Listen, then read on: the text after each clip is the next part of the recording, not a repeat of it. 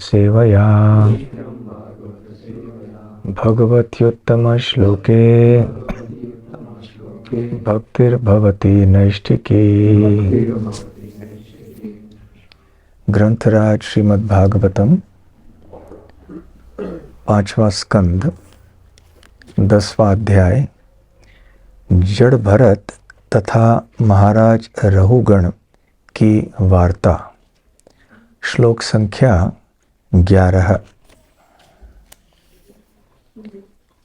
जीवत्मृतत्वम्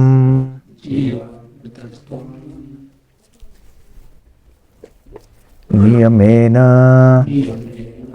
राजन् आदि अन्तवत् यत् विकृतस्य दृष्टं स्वस्वाम्यभावः ध्रुवः ईड्य यत्र तर्हि उच्यते असौ विधि कृत्य योगः।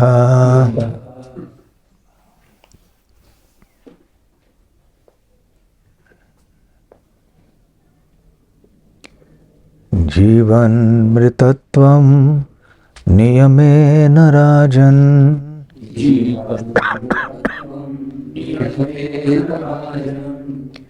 आद्यन्तवद्यद्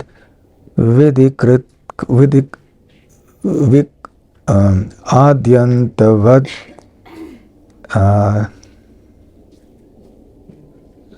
आद्यन्तवद्यद् विकृतस्य दृष्टम्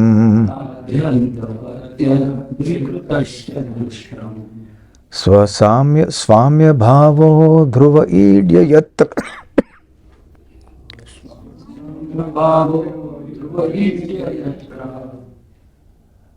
तर्ह्युच्यते सो विधिकृत्य योगः।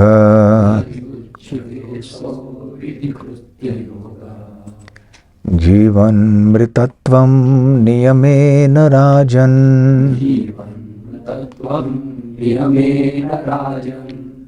आद्यन्तवद्यत् विकृतस्य दृष्टम् स्वस्वाम्यभावो ध्रुव ईड्य यत्र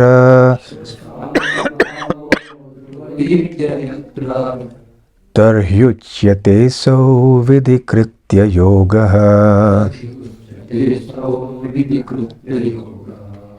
जीवन्मृतत्वं नियमेन राजन् आद्यन्तवद्यत् विकृतस्य दृष्टम् स्वस्वाम्यभावो ध्रुव ईड्य यत्र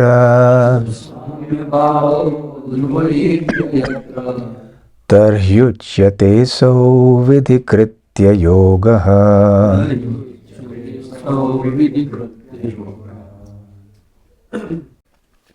जीवत मृतत्वम जीवित रहकर भी मृत होने का गुण। नियमेन प्रकृति के नियमों द्वारा। राजन हे राजा आदि अंतवत प्रत्येक पदार्थ का आदि और अंत होता है। यत क्योंकि विकृतस्य विकारी वस्तु का यथा शरीर का दृष्टम देखी जाती है। स्वस्वाम्य भावः सेवक तथा स्वामी का भाव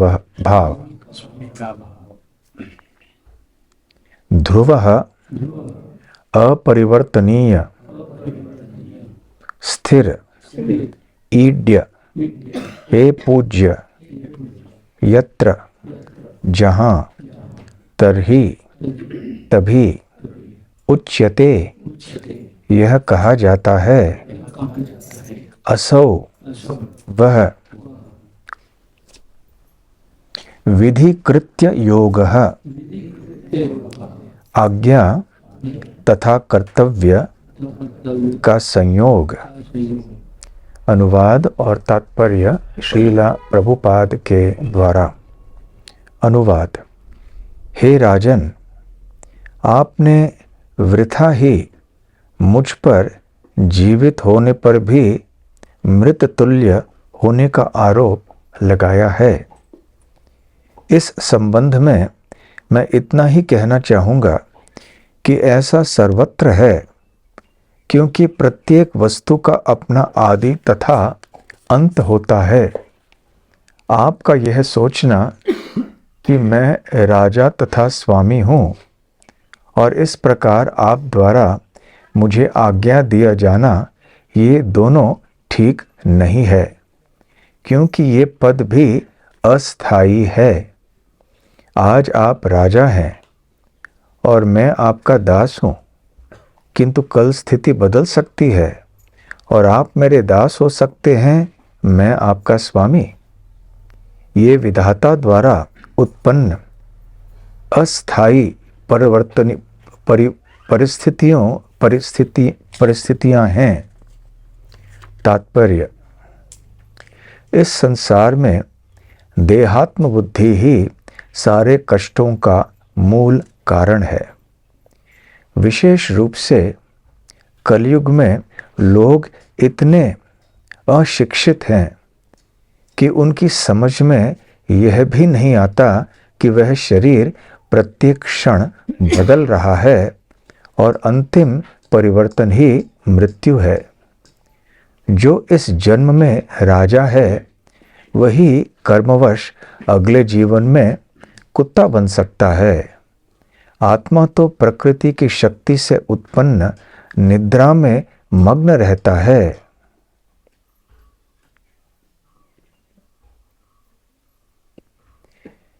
वह एक प्रकार की अवस्था है, दूसरे प्रकार की अवस्था में रख दिया जाता है।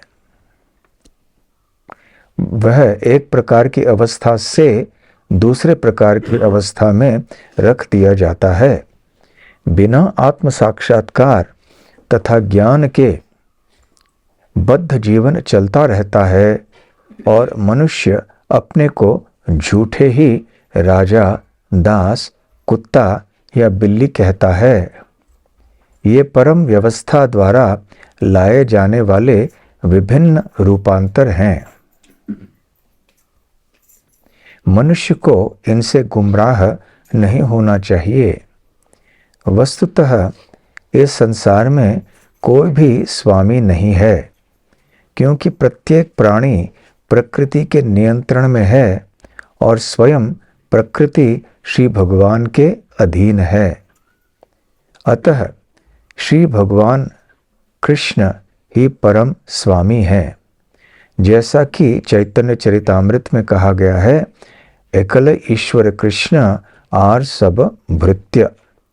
एकमात्र स्वामी तो श्री कृष्ण हैं तथा अन्य सब उनके दास हैं।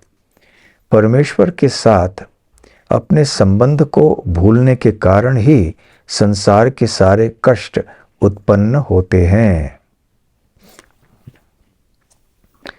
ओम अज्ञानतिमिरान्धस्य ज्ञानाञ्जनशलाकया चक्षुरुन्मीलितं येन तस्मै श्रीगुरवे नमः।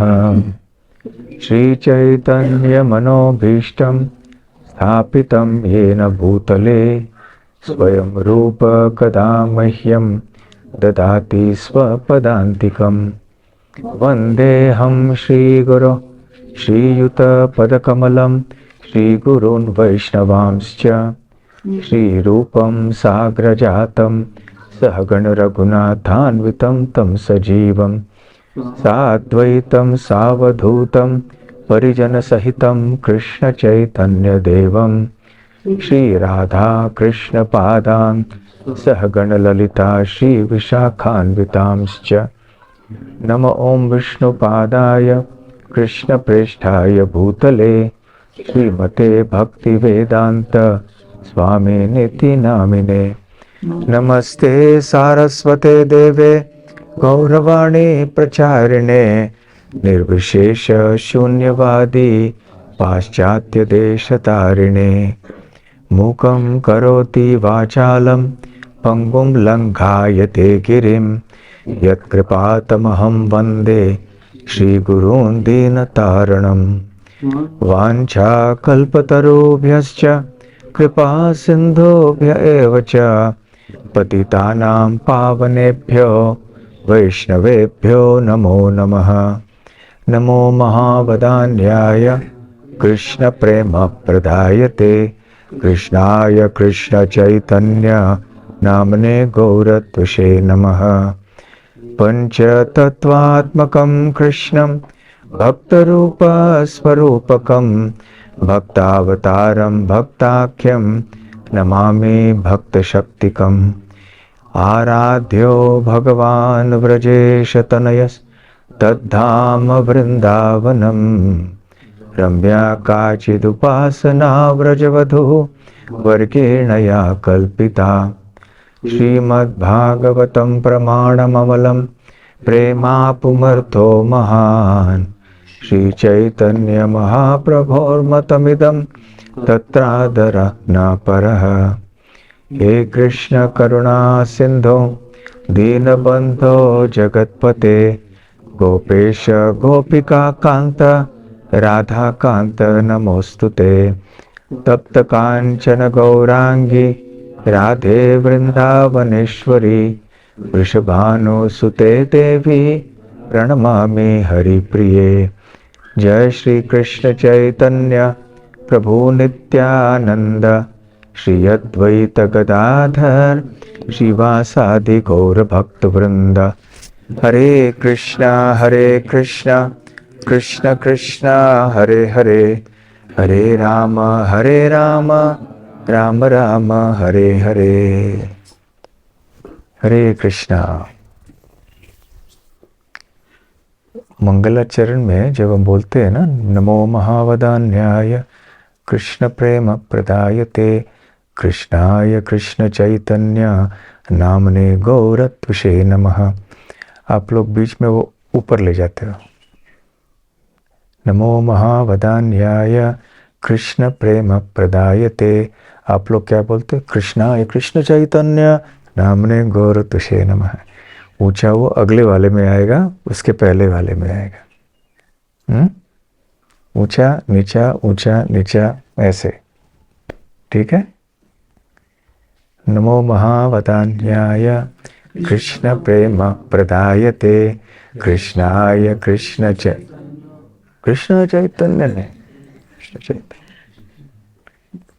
कृष्णाय कृष्ण चैतन्य नामने गौरत्वसे नमः। क्योंकि इसके बाद क्या आने वाला है? पंच तत्वात्मकम, वो ऊंचा आएगा, इसलिए ये वाला नीचा होना चाहिए, ठीक है। नमो, फिर से आप बोलिए।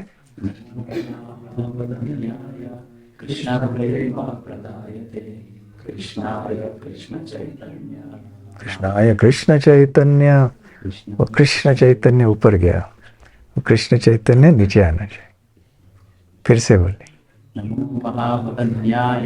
कृष्ण प्रेम प्रदायते कृष्णाय कृष्ण चैतन्य। ठीक है, ठीक है। हरे कृष्णा। तो जड़ भरत और महाराज रहुगण की वार्ता चल रही है। जड़ भरत तो महाराज भरत ही है, जो अपने भरत महाराज के जन्म में एक हिरण से आसक्त हो गए और उनको एक हिरण का शरीर स्वीकार करना पड़ा। इसलिए घर में कुत्ते बिल्ले मत रखिए घर के अंदर, फिर आसक्ति हो जाती है कि एक बार कहीं गिर पड़े और सामने हमारा प्रिय कुत्ता बिल्ली आ जाते हैं, फिर क्या होगा? हमें भी अगला जन्म वैसे ही मिलेगा। और ये मत सोचिए हम भक्त हैं, ऐसे नहीं होगा। महाराज भरत भी भक्त थे, भाव भक्ति में स्थित भक्त थे वो, कोई साधारण भक्त नहीं थे वो, बहुत ऊंची अवस्था में स्थित थे वो, फिर भी ऐसे हो गया। फिर परंतु इतने ऊंचे भक्त होने के कारण हिरण के शरीर में भी उनको पूर्व जन्म का स्मरण हुआ। उनको पता चला कि मैं राजा भरत था, अब मैं हिरण बन गया। तो वो हिरण समाज से विरक्त होके हिमालय में संतों के आश्रमों में घूमने लगा। ऐसे अपना सारा जीवन बिताया। फिर उसके बाद वाला जन्म एक ब्राह्मण कुल में हुआ। उधर भी उनका नाम भरत ही था, दैव से भरत ही रखा गया। परंतु उनका स्मरण था पिछले 2 जन्मों का, इसलिए उन्होंने ठान लिया कि मैं अभी वो गलती नहीं करूंगा।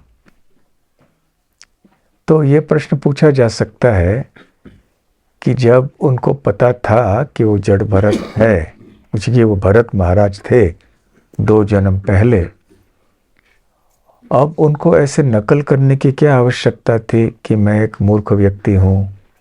उन्होंने ऐसे नकल किया ना सबके सामने, इसलिए उनके पिताजी ने उनका नाम जड़ रख दिया, क्योंकि जड़ बुद्धि वाला है ये लड़का, कोई भी काम क्रम से नहीं करता है। यदि एक चीज़ कुछ करनी हो, उसके बाद कोई करना होता है, उसके बाद कोई करने चीज़ होती है, तो कोई क्रम का महत्व होता है। जब हम शौच के लिए जाते हैं, शौच के बाद फिर स्नान, ऐसे एक क्रम होता है। परंतु किसी ने पहले स्नान किया, फिर शौच किया, फिर आगे, तो गड़बड़ है ना। तो इसलिए दुनिया में क्रम की बहुत आवश्यकता है। तो वो गलत क्रम से सब करते थे।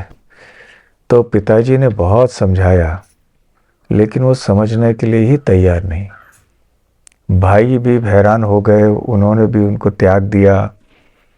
सारे गांव के लोग भी उनका तिरस्कार करने लगे। तो ये जानबूझकर अपने आप को मूर्ख जैसे पेश करने लगे समाज के सामने। क्यों? ताकि लोगों के साथ आसक्ति न हो जाए, वो लोग उनके साथ गहरे संबंध न बना पाए, ताकि फिर से वो संसार के जाल में न फंस जाए। और उनको पूरी तरह से आध्यात्मिक चेतना उनकी विकसित हो गई थी, इसलिए ऐसे वो नाटक कर रहे थे कि मैं बहुत बड़ा मूर्ख हूँ। और यहाँ तक कि उनको जड़ बुद्धि वाला कहा गया, इसलिए भरत के सामने जड़ रखा गया, जड़ भरत। तो ये बात है कि यदि वो सबको बताते कि देखो मैं 2 जन्म पहले भरत महाराज था और मेरी दशा ऐसी हो गई, और मैं नहीं चाहता हूँ कि फिर से मेरी ऐसी दशा हो, इसलिए अभी मैं आसक्त नहीं होना चाहता किसी से, तो ऐसा बोल सकते थे ना। तो क्यों नहीं बोला उन्होंने सबसे कि मैं 2 जन्म पहले महाराज भरत था, ऐसे ऐसे मेरा इतिहास है। क्यों नहीं बताया? हाँ, पूजा लाभ प्रतिष्ठा ठीक है, ये भी है। और हाँ, अन्य लोग विश्वास कैसे करेंगे? ऐसे ओमकार जाके सबको बताया कि मैं पिछले जन्म में महात्मा गांधी था या मैं जो भी कोई भी एक आदमी था, मैं भले होगे भी पता नहीं, लेकिन कोई विश्वास करेगा? लोग बोलेंगे ये तो जरूर पागल है कि नहीं?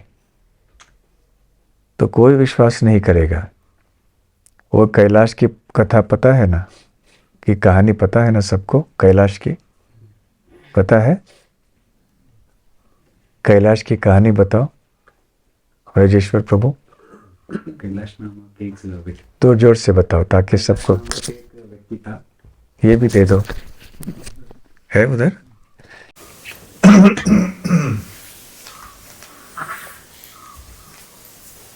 कैलाश नामक एक व्यक्ति था जो ये संसार से बहुत आसक्त था। तो नारद मुनि अपने पर्यटन में कैलाश को देखते हैं और उनके ऊपर कृपा करना चाहते हैं। तो फिर नारद मुनि जाकर उनको मिलते हैं और कहते हैं, आप इस संसार में फंसे हैं, मैं आपको इससे मुक्त करके भगवान के पास लेके चलता हूँ। तो कैलाश बोलते हैं कि अभी मुझे बहुत कुछ करना है संसार में, अभी कुछ किया ही नहीं, शादी नहीं हुआ, बच्चे नहीं हुए, तो मुझे थोड़ा संसार करने के लिए दीजिए। तो नारद मुनि कहते हैं ठीक है, फिर और कुछ समय के बाद देखते हैं। तो फिर कैलाश का विवाह हो जाता है। फिर कैलाश का बच्चे हो जाते हैं। फिर नारद मुनि आते हैं, अभी तो शादी हो गया, बच्चे हो गए, अभी तो चलिए। तो कैलाश कहते हैं कि ये बच्चों को अभी तक उतना बुद्धि नहीं है कि संसार को कैसे चलाना, संपत्ति को कैसे बचाए रखना। तो इसलिए इनको सब सिखाता हूँ, ये जब बड़े हो जाएंगे, उत्तरदायित्वता अपनाएंगे, तब मैं आता हूँ। तो फिर नारद मुनि जाते हैं। फिर कुछ समय के बाद जब आते हैं तो ये कैलाश जी का देहांत हुआ रहता है। फिर उसी जगह पे कैलाश जी आते हैं, नारद जी आते हैं और पूछते हैं, यहाँ कैलाश दिख ही नहीं रहे। वहां पे कुत्ता भौंकता रहता है। तो नारद मुनि पहचान लेते हैं, हाँ ये कैलाश अभी कुत्ता के शरीर में है। तो फिर नारद मुनि कुत्ते से वार्तालाप करते हैं, देखो मैं आपको कह रहा था मनुष्य जन्म में आओ, आप इतना आसक्त थे घर के प्रति, इसलिए आपको कुत्ते का शरीर मिला है, अभी तो चलिए। तो वो बोलते ये सभी अभी बड़े हो गए, इतने व्यस्त हो गए अपनी अपनी कार्यों में, घर का जवाबदारी कोई नहीं लेता, रखवाली कोई नहीं करता, तो इसलिए मैं रखवाली करने के लिए यहाँ पे हूँ। तो फिर नारद मुनि कहते हैं ठीक है, फिर प्रयास करेंगे। फिर कुछ समय के बाद जब आते हैं तो कैलाश जी एक सर्प के शरीर में जन्म लिए रहते हैं, सर्प का शरीर प्राप्त किए रहते हैं। तो फिर नारद मुनि देखते हैं, कैलाश देखो, पहले कैलाश मनुष्य शरीर था, फिर कुत्ते का शरीर था, अभी आपको सर्प का शरीर मिला है, अभी तो चलो। तो फिर से कैलाश सर्प कहते हैं कि नहीं नहीं, यहाँ पे संपत्ति है, इसका रक्षण करना है, ये लोग जानते नहीं कि ये संपत्ति इधर मैं छुपा के रखा हूँ। तो फिर नारद मुनि सोचते हैं, मतलब कैलाश के जन्म में उसने संपत्ति छुपा के रखा था जमीन में कहीं, तो सांप को संपत्ति की रक्षा करनी थी, वही कैलाश अभी सांप के रूप में आया। तो फिर अभी नारद मुनि सोचते हैं बहुत हो गया, तो अभी इसको थोड़ा दंड देना चाहिए। तो फिर घर के सदस्यों को जाकर बताते हैं कि आपके घर के आंगन में एक सांप है, वो आपको हानि पहुंचा सकता है, डर सकता है, तो उसको मार के भगाइए। तो फिर जब वो मारने आते हैं तो फिर तब सर्प कैलाश नारद मुनि के पीछे भागते कहते हैं, आता हूँ अभी। अब तो इसका क्या क्या सीखने को मिलता है हमें इससे? मतलब हम जब साधु संत हमारे जीवन में आके भगवान और भगवान के धाम के बारे में बताते हैं और मार्गदर्शन देते हैं, तो उसको अपना कर उनकी मार्ग पे चलना चाहिए। अगर उनको उनके आदेशों को न स्वीकारते हुए हम इसी संसार के प्रति और इन्हीं चीजों के प्रति आसक्त हो जाएंगे, तो फिर ऐसे हमको जन्म मृत्यु चक्कर में जाते रहना पड़ेगा। और आसक्ति इतनी होती है कि जो हमने पहले बनाया था उसकी रक्षा करने के लिए हमें फिर जन्म लेना पड़ेगा, कोई और योनि में भी हो सकता है। देखो क्या भयंकर दशा हुई कैलाश की। एक बार हमारे संस्था में एक सन्यासी हैं चंद्रमौली महाराज, उन्होंने एक बार एक सत्संग में ये कैलाश की कहानी बताई। तो सत्संग होने के बाद में एक व्यक्ति उनके पास आए, उन्होंने कहा मेरा नाम कैलाश है।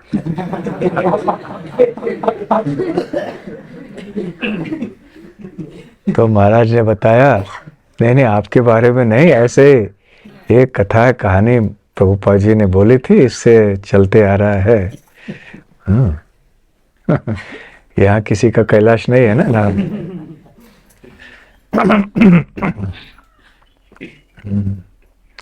और एक थोड़ी ऐसी इसी तरह की कहानी है जिसमें ऐसा धनी व्यक्ति इतना आसक्त होता है अपने परिवार से, अपने धन से, अपने घर से इत्यादि, कि आसक्ति के कारण उसका जन्म पुनः उस स्थान के निकट ही होता है जहाँ वो पहले रहता था। उसने बड़ा बंगला बनाया था और उसका सारा परिवार वहाँ रह रहा था। परिश्रम करके इतने पैसे कमा के उसने बड़ा बंगला आदि बना दिया और उसकी मृत्यु हो गई। आसक्ति होने के कारण वो उस बंगले के सामने एक मोची रहता था, उसका बच्चा बन गया वो। तो उस मोची के बच्चे के रूप में उसने जन्म लिया और दैव से उसको पिछले जन्म का स्मरण हुआ कि मैं ये फलाना सेठ था, सेठ जी, मैं सेठ जी था, वही सेठ जी था। तो जब वो थोड़ा बड़ा हो गया, बोलने की क्षमता आ गई उसमें, तो उसके जो पूर्व जन्म के पुत्र थे उनको जाके बोलने लगा मैं तुम्हारा पिता हूँ। तो उन्होंने उसको मार के भगा दिया। तुम हमारे पिता हो? नहीं, पूर्व जन्म में आपका पिता था मैं। तो कोई विश्वास करेगा? आपके पास आके कहे कोई, तो आप नहीं करेंगे ना। तो इसी प्रकार से जड़ भरत भी ऐसे बोलते तो लोग उनको तो निश्चित और भी पागल बोलते, इसलिए वो चुप रहे। लेकिन फिर भी ऐसे कई लोग हैं जिनको पूर्व जन्म का स्मरण है। तो प्रभुपाद इसी बात को यहाँ कहते हैं कि कई बार ऐसे भी होता है कि इस जन्म में कोई राजा है, परंतु अगले जन्म में वो कोई कुत्ता भी हो सकता है। कोई निश्चितता नहीं है कि हमारा पुनर्जन्म कहाँ होगा, कैसे होगा, किस परिस्थिति में होगा।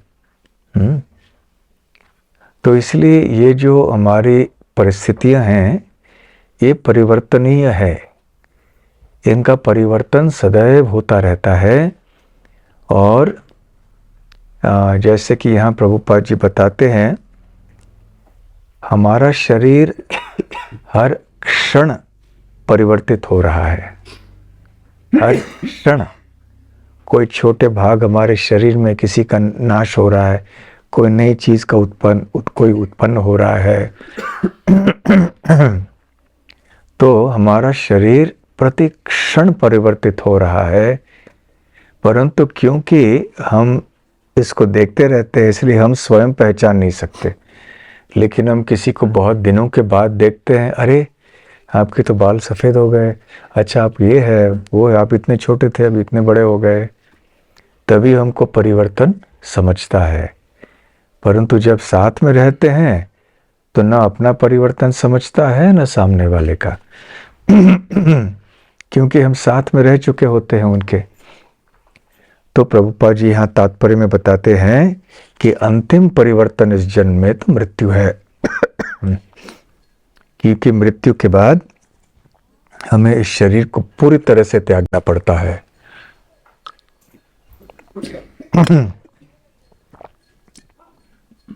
और बिल्कुल नया शरीर धारण करना पड़ता है। तो यहाँ पर प्रसंग ये है कि जड़ भरत के रूप में उनका जन्म तो हुआ और अपने आप को उन्होंने सबके सामने मूर्ख के रूप में प्रस्तुत किया। तो जड़ भरत सब लोग बोल रहे थे, लेकिन शरीर से बहुत हृष्ट पुष्ट थे। वास्तव में बहुत बुद्धिमान थे, आत्म साक्षात्कारी पुरुष थे और हृष्ट पुष्ट भी थे शरीर से। परंतु सब लोग सोच रहे थे ये तो अक्लमंद नहीं है, इसकी बुद्धि जड़ है। तो एक बार ये ऐसे ही खेत में चल रहे थे, वो ऐसे ही घूमते थे, अवधूत थे, तो ऐसे घूमते अपने अंतःकरण में आनंद ले रहे थे।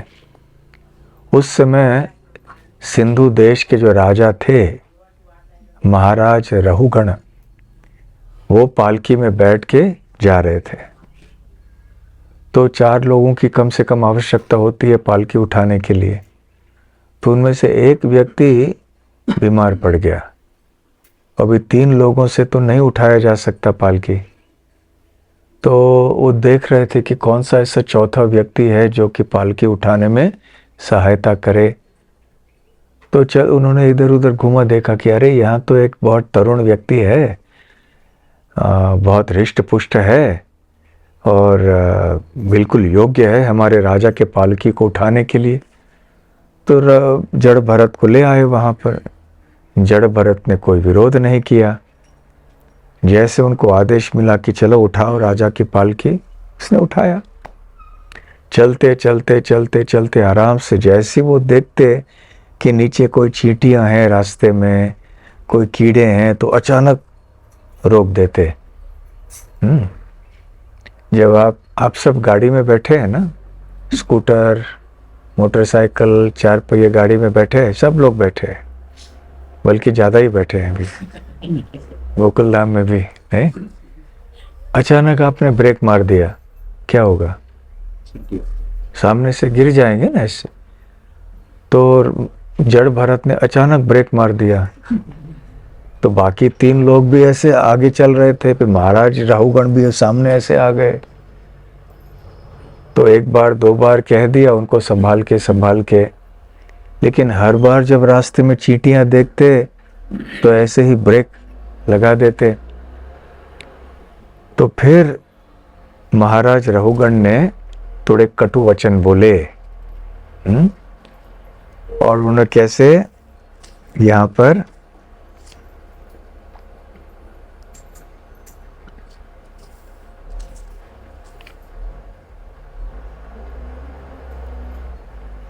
इस प्रकार राजा ने जड़ भरत को ताना मारा। ताना मारा मतलब मजाक कि अरे तुम इतने बूढ़े हो गए हो, हाँ, बल्कि वो जवान है, तुम इतने दुर्बल हो गए हो, तुम्हारा शरीर बहुत दुर्बल हो गया है, तुम बहुत दुबले हो। बल्कि सामने से दिखाई दे रहा था कि ये जवान व्यक्ति है, बड़ा हट्टा खट्टा है, नहीं? फिर भी ताना मार के ऐसे बोल रहे थे वो, उनको बताने के लिए कि तुम गलत कर रहे हो।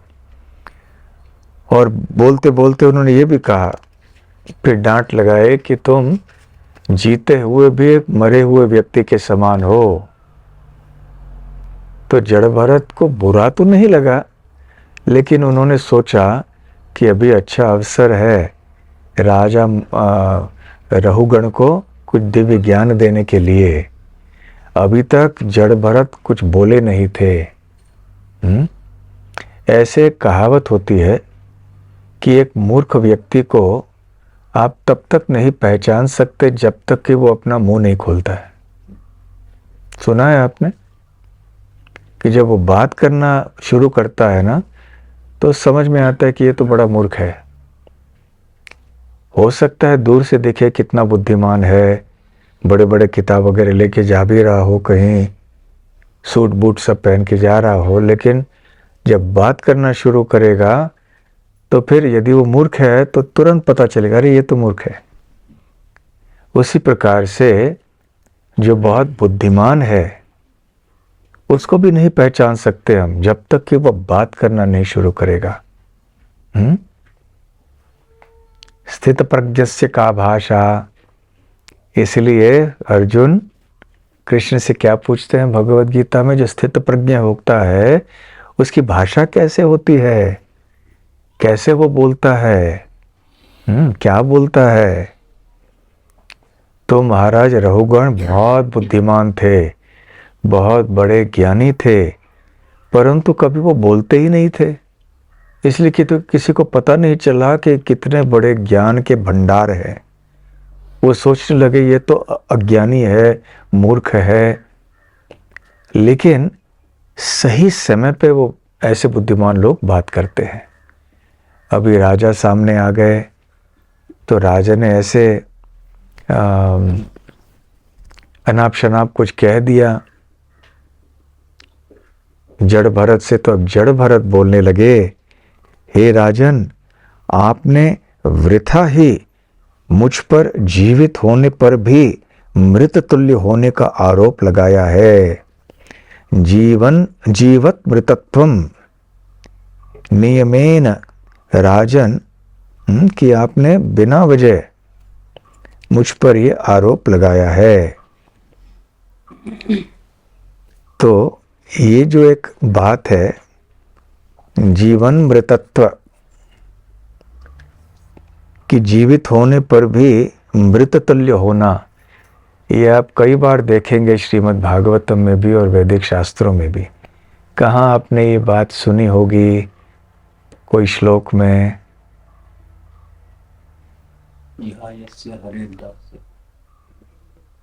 नहीं, उसमें तो नहीं है। कैसे आ गया श्लोक, बताओ पूरा श्लोक।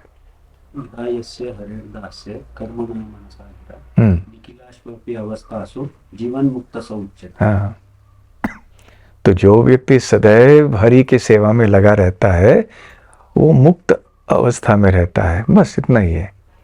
लेकिन कोई बिना भगवान की भक्ति के कोई व्यक्ति जीवित होते हुए भी मरे हुए व्यक्ति के समान है, ये बात आपको श्रीमद् भागवत में कहाँ मिलेगी? भक्तिहीनस्य भगवत भक्तिहीनस्य जाति शास्त्र जप तप अप्राणस्येव देहस्य मंडनम लोकरंजनम। तुम्बा चन्नगिरे, बहुत अच्छा। तो इसका अनुवाद ये फिर से हम साथ में बोलेंगे श्लोक। बोलो, हम पीछे पीछे बोलेंगे। सही है, सही है श्लोक, बिल्कुल सही बोलो।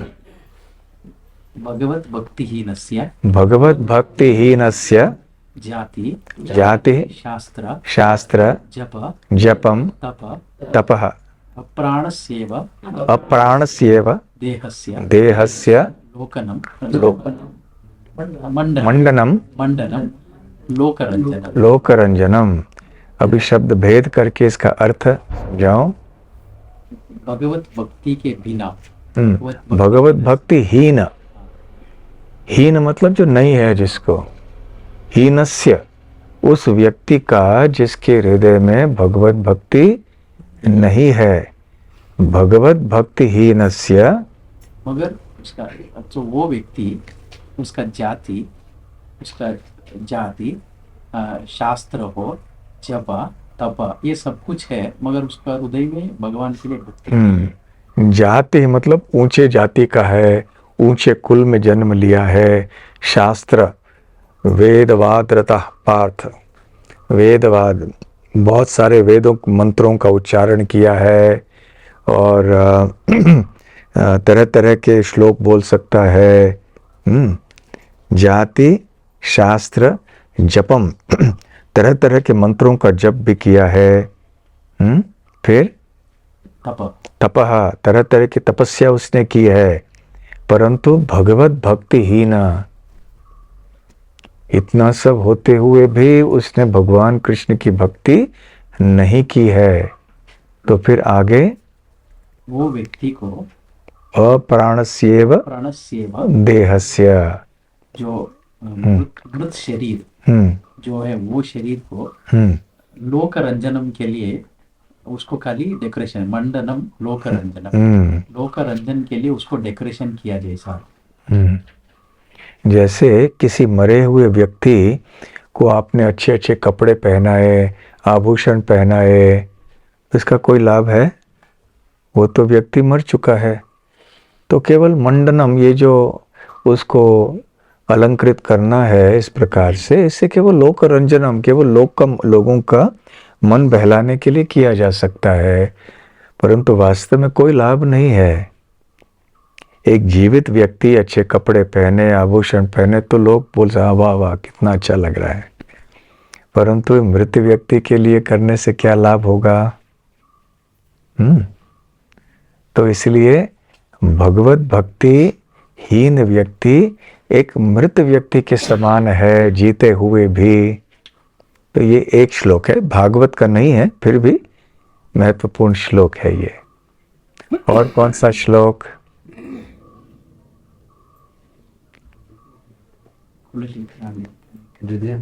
हाँ,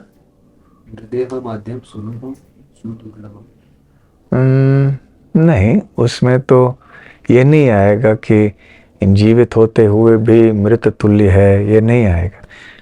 ठीक है, एक संकेत देता हूँ, कपिल और देवहूति। हाँ, बहुत अच्छा, बोलो। माइक दे दो। फिर से बोलो। नेह यत् कर्म धर्माय न विरागाय कल्पते, न वैराग्य उपकल्पते। तीसरा न वैराग्य उपकल्पते, न तीर्थपद सेवायै, न तीर्थपद सेवाये जीवन्नपि मृतो हि सः। जीवन्नपि मृतो हि सः। तो फिर से ये श्लोक बोलो, हम पीछे पीछे बोलेंगे। नेह यत् कर्म धर्माय न विरागाय न वैराग्य उपकल्पते, न वैराग्य उपकल्पते, न तीर्थपद सेवाय, न तीर्थपद सेवाय, न तीर्थपद सेवाय, न तीर्थपद सेवायै, न तीर्थपद सेवायै, न तीर्थपद सेवायै, जीवन्नपि मृतोऽपि सः। जीवन्नपि मृतो हि सः। जीवन्नपि मृतो हि सः। जीवन्नपि मृतो हि सः। तो इसका भी अर्थ बताइए। नेह यत् कर्म धर्माय, मतलब हमारा कर्म धर्म आचरण होना चाहिए। जो ये धर्माचरण नहीं करता, न इह नेह यत् कर्म धर्माय और न वैराग्य उपकल्पते, या जो वैराग्य को पालन करता है। तीर्थपद सेवाय, या जो भक्तों की या भगवान की सेवा नहीं करता, वो व्यक्ति जीवित रह के भी मृत जैसा ही समान। थोड़ा और सही तरह से समझाएं। 3 प्रकार के व्यक्ति ऐसे होते हैं, जीवन्नपि मृतो हि सः। जीवन्नपि मतलब जीवित होने पर भी, मृतः मृत व्यक्ति ही मतलब निश्चित ही, सह वो व्यक्ति जीते हुए भी निश्चित रूप से मृत व्यक्ति के समान है। कौन व्यक्ति? न इह कर्म धर्माय, जो कर्म करता है परंतु धर्म की परवाह नहीं करता, कोई धार्मिक क्रियाएं नहीं करता है। धार्मिक क्रिया कोई भी नहीं करता है, वो भी जीते हुए भी मृत व्यक्ति के समान है। पहली बात। दूसरी बात, न वैराग्य उपकल्पते, जो धार्मिक कार्य करता है परंतु धार्मिक कार्यों को करने के बाद भी उसके हृदय में वैराग्य की भावना उत्पन्न नहीं होती है, तो वो भी एक मृत व्यक्ति के समान है, यद्यपि वो जी रहा है। और तीसरी बात, जिसने वैराग्य भी प्राप्त कर लिया परंतु न तीर्थपद, तीर्थपद कौन है? भगवान कृष्ण। भगवान कृष्ण क्यों है तीर्थपद? भगवान कृष्ण का एक नाम है तीर्थपद। क्यों?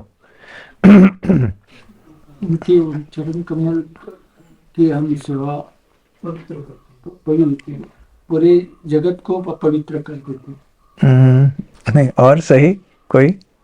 सब तीर्थों के चरण कमल। हाँ बोलो। सब तीर्थों का चरण कमल। बहुत अच्छा। भगवान कृष्ण का नाम तीर्थपद इसलिए है क्योंकि सारे तीर्थ उनके पद में, उनके चरण कमल में निवास करते हैं, इसलिए उनका नाम है तीर्थपद।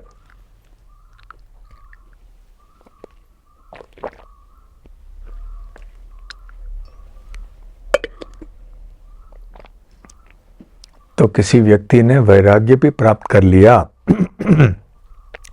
परंतु तीर्थ पद की सेवा नहीं की उसने, अर्थात भक्ति नहीं की, तो वो व्यक्ति भी जीते हुए मृत व्यक्ति के समान है।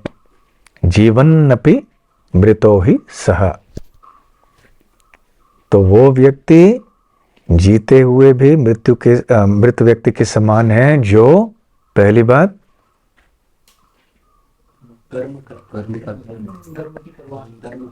नहीं, धार्मिक कार्य करता ही नहीं है कोई कर्म धर्माय, जो धार्मिक कार्य होते नहीं करता है, जो धार्मिक कार्य नहीं करता है। दूसरी बात, कौन व्यक्ति है जो जीते हुए भी मृत के समान है? धार्मिक कार्य करता है लेकिन वैराग्य उत्पन्न ही नहीं होता उसके अंदर।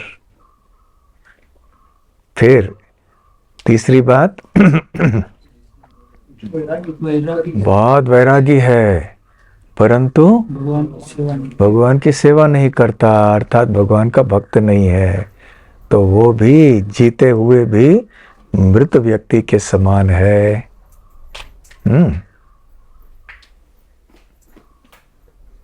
तो केवल भौतिक कार्य करते रहना, धर्म की परवाह नहीं करना, या फिर केवल धार्मिक कार्यों को ऐसे बस बिना कोई उद्देश्य की जानकारी से एक औपचारिकता के कारण उसको करते रहना, और क्या उद्देश्य है इसका क्या लाभ है, उसकी सही मानसिकता नहीं है, बस यूं ही धार्मिक क्रिया करते रहना, नहीं करने से अच्छा है। फिर भी इससे उनका कोई वैराग्य उत्पन्न नहीं होता, कोई ज्ञान से युक्त नहीं होता है। और तीसरी बात, वैराग्य होने के बाद भी भक्ति नहीं है। तभी आप अपने शब्दों में बोलिए कि कौन जीते हुए भी मृत व्यक्ति के समान है श्रीमद् भागवतम के अनुसार। कौन बोलेंगे? हाँ, आप बोलोगे? अच्छा, देखो वो भी बोलने के लिए तैयार है, लेकिन बड़े भक्तों में से कौन बोलेंगे? उद्धव हरि प्रभु, बताओ, वो माइक दे दो उधर। विषय क्या चल रहा है? कौन जीवित रह के और मृत शरीर के बराबर है। उसमें कहते हैं कि जो कोई धार्मिक कार्य नहीं करता है तो वो भी जीवित रह के मृत शरीर के बराबर है। और कोई धार्मिक कार्य करता है लेकिन उसमें उसका वैराग्य उत्पन्न नहीं हुआ, मतलब के दृष्टिकोण से वो धार्मिक कार्य खाली कर रहा है, वो भी जीवित रह के और मृत के बराबर है। और उसके बाद अगर वो उसको वैराग्य उत्पन्न हो भी गया हो, वैराग्य हो बड़ा, फिर भी लेकिन वो भक्तों बात नहीं करते हैं तो फिर वो भी जीवित रह के मृत के बराबर है। बहुत अच्छा, बहुत अच्छा। तो जड़ भरत यहाँ पर महाराज रहुगण को ऐसे ही बोल रहे हैं कि आपने वृथा ही मुझ पर जीवित होने पर भी मृत तुल्य होने का आरोप लगाया। वास्तव में जड़ भरत ही जीवित व्यक्ति है, क्योंकि वो भगवान के भक्त हैं, वो दिव्य ज्ञान से युक्त हैं,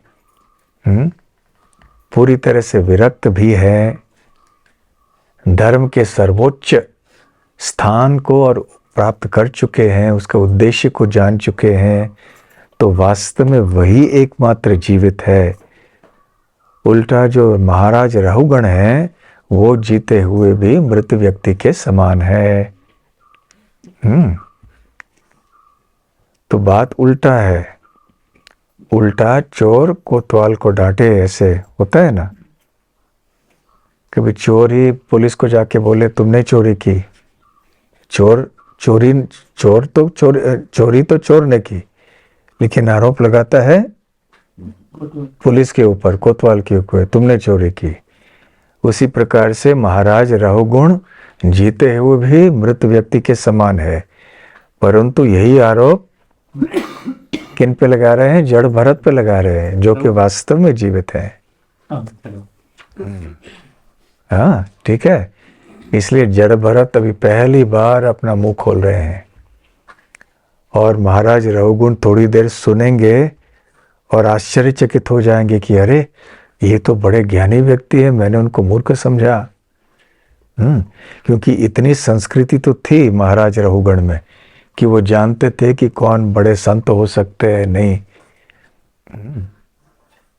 इसलिए केवल बाह्य दृष्टि से लोगों के बारे में कुछ निष्कर्ष में नहीं पहुंचना चाहिए। कोई भक्त की तरह दिखे लेकिन हो सकता है भक्त न हो, कोई एक दूसरे साधारण व्यक्ति की तरह दिखे, हो सकता है कि वो बहुत परम भक्त हो। कभी कभी बाह्य रूप सही नहीं होते हैं। मराठी में एक कहावत है, जसं दिसतं तसं नसतं। ऐकलंय ना तुम्ही? हर समय नाही। हा, जग पसतं म्हणून जग पसतं, म्हणून जग फसतंय।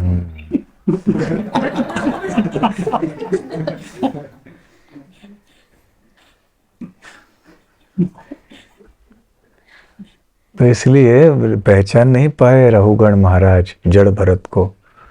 लेकिन जड़ भरत बोल रहे हैं कि अभी वास्तव में आपने झूठा आरोप लगाया मुझ पर, और आप अपने आप को राजा समझ रहे हो, और ये समझ रहे हो कि मैं आपका दास हूँ, इसलिए आप अनाप शनाप मेरे बारे में बोल रहे हो, मुझे आदेश दे रहे हो। परंतु आपको ये नहीं पता कि यहाँ इस सृष्टि में सब कुछ परिवर्तनशील है, और ये उपाधियाँ भी परिवर्तनीय है। आज आप मालिक हो, मैं आपका दास हूँ, परंतु हो सकता है कि आगे चल के मैं मालिक हो जाऊंगा, आप मेरे दास हो जाएंगे, और हो भी सकता है।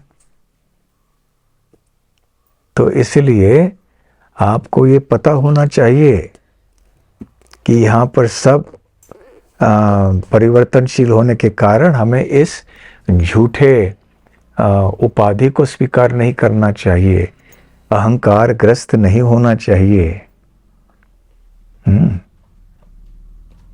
आज आप राजा हैं और मैं आपका दास हूं, किंतु कल स्थिति बदल सकती है और आप मेरे दास हो सकते हैं और मैं आपका स्वामी।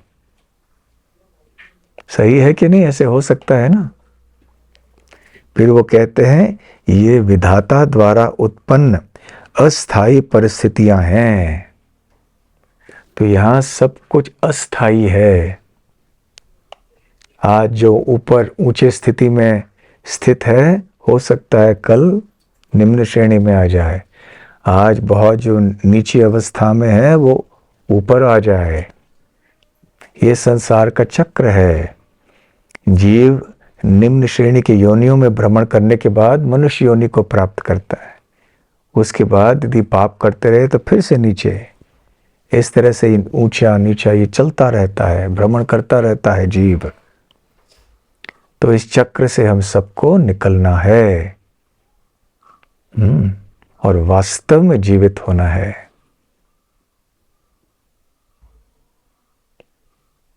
तो अभी जड़ भरत ये ज्ञान दे रहे हैं कि भगवान कृष्ण के शरण में हम सब जाएंगे, तीर्थ पद सेवा करेंगे तो हम जीवित हो जाएंगे वास्तव में।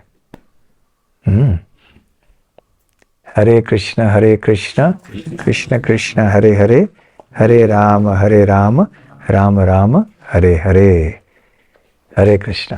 हम सुनते हैं कि गोष्ठ्यानंदी वो व्यक्ति होता है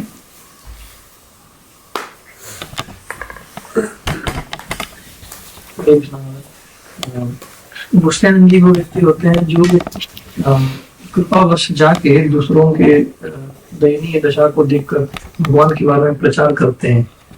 और हम भी यहाँ पर पर्याप्त साक्षात्कार न होते हुए भी अध्यात्म चीजों के बारे में लोगों को प्रचार कर रहे हैं।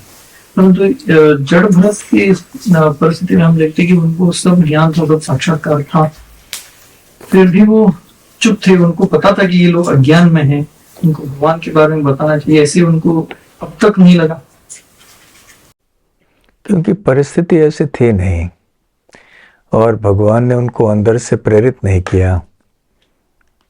अंततः ऐसे जो महान भक्त होते हैं, परमात्मा के संबंध में रहते हैं, संपर्क में रहते हैं, तो परमात्मा से प्रेरणा मिली उनको कि अभी चलो आप बोलो। उन्हें पता था कि और सब लोगों को बोलेंगे तो कुछ फर्क नहीं पड़ेगा। आप में से कईयों ने कभी कभी देखा होगा घर वालों को प्रचार करना, कभी कभी होता कभी नहीं होता है, लोग मानते नहीं है, तो कभी कभी अन्यों को ही प्रचार करना अच्छा रहता है। ऐसे भी एक कहावत है कि मसीहा सब जगह मसीहा माना जाता है सिवाय अपने गांव में, है ना।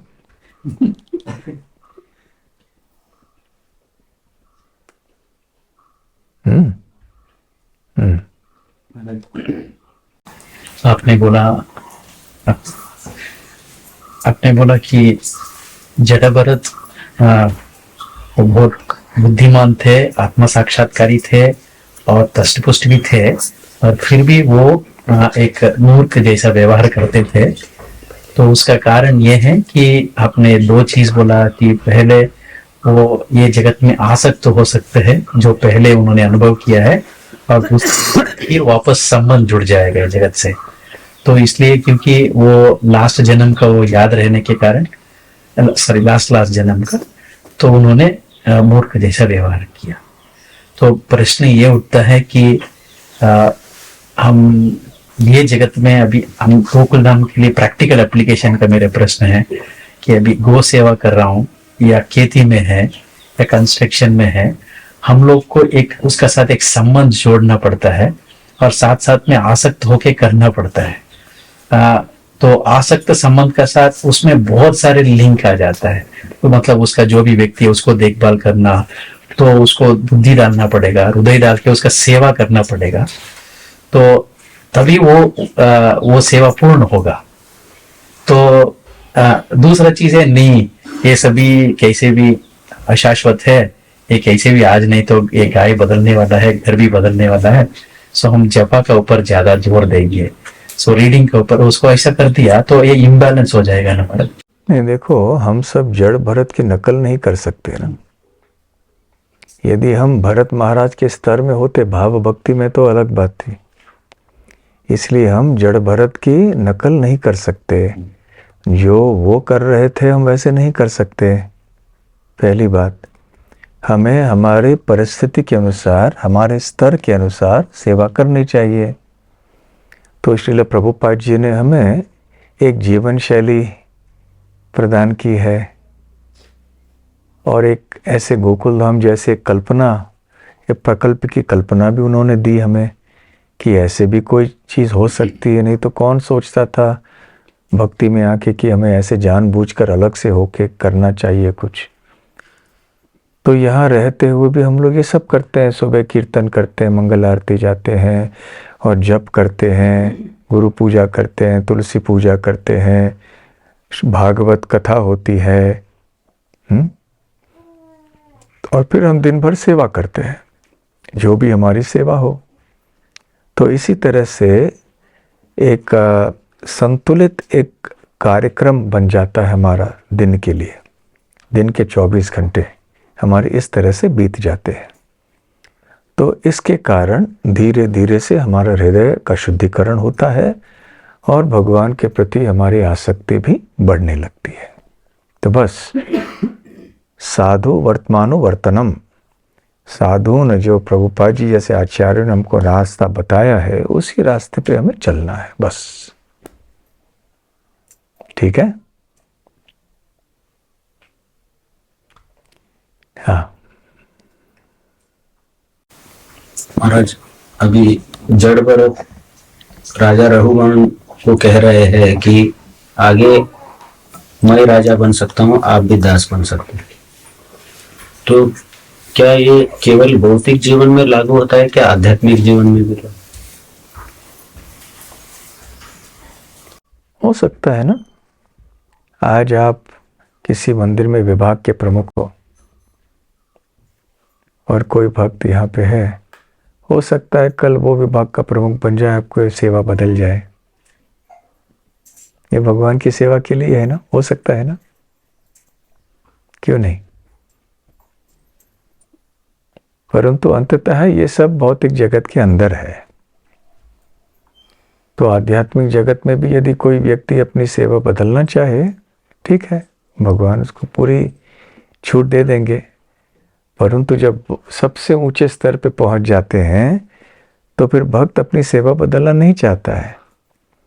आप हनुमान जी को पता है कि गोपियाँ कितनी महान है, सबसे ऊंची भक्त है, परंतु आप हनुमान को बोलिए अब राम की सेवा छोड़ के वृंदावन में जाओ, बोलेंगे नहीं, मुझे अयोध्या में रहना है।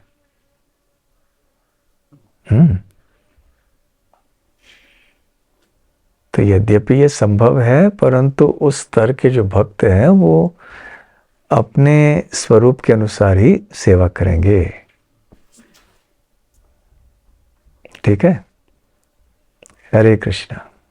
महाराज यही जो जड़ा भरत जब वो लेके जा रहे थे तो ये इम्बैलेंस हो रहा था, क्योंकि ये देख के चल रहे थे, 3 लोग नहीं देखते हुए चल रहे थे, क्योंकि इनका चेतना थोड़ा ऊपर था। तो उसमें प्रभुपाद लिखते हैं ये चेतना जो ब्राह्मणा वो जो स्वभाव का अनुसार सेम जाति में रहने से पालकी हो, कार्य हो, सभी ठीक ठाक जाता है, मगर जब चेतना ऊपर नीचे है कभी भी ये हिलते रहता है। तो मगर प्रश्न ये है कि हमारा जब हम सजाती ऐसी स्निग्ध बहुत कम मिलेगा, मगर ये रथ को उठा के जाना है तो हिलते रहता है, तो ये हमारे लिए कभी भी ये चैलेंज ही रहता है। हाँ, कोई ब्रेक मारता है, कोई जल्दी जाता है। गोकुल धाम को कंधे पे लेके जा रहे हैं, अचानक किसी ने ब्रेक मार दिया तो बाकी 3 ऐसे हो गए, अरे हेनरी क्या करते हो। अचानक कोई एकदम तेजी से जाने लगा, बाकी 3 बोलते कहाँ जा रहे हो, इतने तेज क्यों जा रहे हो। हाँ, कहीं पालकी लेके जा रहे, कोई दूसरी दिशा में चले गए अंदर, कहीं बोले कहाँ जा रहे हो, इस दिशा में क्यों जा रहे हो। इसलिए चारों को मिलजुल के करना चाहिए, जो 4 भी पालकी उठाते हैं। करेंगे कैसे महाराज, एक जड़ भरत के लिए तो सबको जड़ भरत के समान बनना चाहिए और जड़ भरत के अनुयायी, प्रभुपाद जी के अनुयायी बन के चलना चाहिए। एक समान वो दृष्टिकोण होना चाहिए। तेज जाते हैं क्योंकि हम मूर्ख हैं, वो जड़ भरत है, तो हमको शायद जड़ भरत बनना पड़ेगा। तब उसी गति से जाना चाहिए जितना अनुकूल है हमारी सेवा के लिए और इस प्रकल्प को आगे बढ़ाने के लिए। हमारा जब जड़ भरत अभी पालकी लेके जाते समय वो देख रहे कि चींटियां पैर में आके मर ना जाए, तो इतना वो सोच रहे एक जीव के बारे में। लेकिन जब उनको चोर लेके गए थे बलि देने के लिए, तो वो मूर्ति में से काली प्रकट हो गई और उनको मारने लगी, तो उन्होंने उनको बचाने के लिए काली से प्रार्थना नहीं किया, रहने मार रहे हैं, क्योंकि वो थोड़ा दिमाग नहीं। भगवान जो है और भगवान के भक्त, वो अन्य भक्तों के ऊपर जब प्रहार होता है, अन्याय होता है, वो सहन नहीं कर सकते। अपने ऊपर जो भी है वो सहन कर सकते हैं और अपनी ओर से दूसरों को कष्ट नहीं पहुंचाएंगे। तो जब भगवान या भगवान के भक्त, और काली माँ तो भगवान के भक्त है, वो देखते हैं कि शुद्ध भक्त के ऊपर ये लोग ऐसा प्रहार कर रहे हैं, अत्याचार कर रहे हैं, तो काली माँ ही बाहर आई और एकदम से सबको मार दिया, डाकुओं को। तो भरत महाराज का, जड़ भरत का इसमें कुछ काम नहीं था, वैसे भी उनको मारने वाले थे, तो काली माँ ने आके सबको कर दिया। वो भी उनका उद्धार हो गया ना, उनका उद्धार हो गया। अभी आगे उनको प्रमोशन मिल गया, आगे चल के हो सकता है अभी आगे बढ़े वो।